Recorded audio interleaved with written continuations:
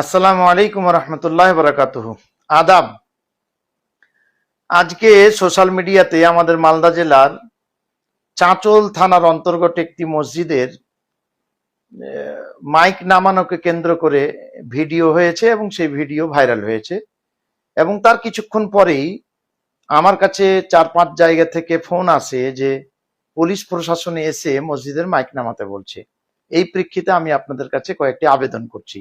এক, যে পুলিশ প্রশাসন যদি আপনার মসজিদে গিয়ে মাইক নামাতে বলে, তো আপনারা প্রথমেই তার কাছে সরকারের আদেশ এবং নির্দেশ চাইবেন, অর্ডার চাইবেন। যদি অর্ডার দেখাতে না পারেন তাহলে আপনারা কেউ মসজিদের মাইক নামাবেন না। আপনারা বলবেন যে আমরা মাইক নামাতে পারবো না, আপনি যদি মনে করেন আপনি মাইক খুলুন, আমরা বাধা দেব না। উনি যদি মাইক খুলেন তবে আপনারা ভিডিও করবেন এবং যিনি গেছেন তার নাম এবং ডেজিগনেশনটা আপনারা কাছে রাখবেন।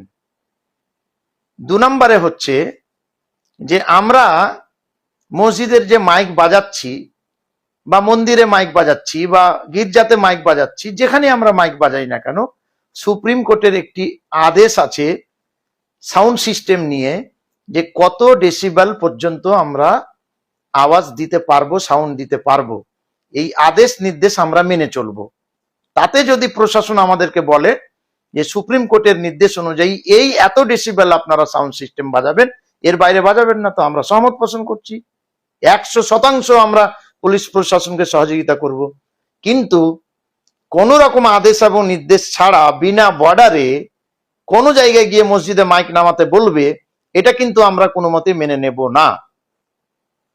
আর একটা জিনিস আমরা লক্ষ্য করছি, পশ্চিমবঙ্গে বিভিন্ন ভাবে একটি সম্প্রদায়কে ক্রিটিসাইজ করা হচ্ছে। এই কদিন আগে একজন ভদ্রমহিলা এসছেন, আপনারা জানেন, তিনি সরাসরি বলছেন যে মসজিদে মাদ্রাসাতে জঙ্গি তৈরি করা হয়। সারা পৃথিবীর সমস্ত মানুষ জানে, বুদ্ধিজীবী মানুষরা, জ্ঞানীগুণী মানুষরা জানে যে মসজিদ মাদ্রাসাতে কি হয়। কোটি কোটি মুসলমানের বুকে আঘাত লাগছে যে মসজিদে মাদ্রাসাতে জঙ্গি তৈরি হয়।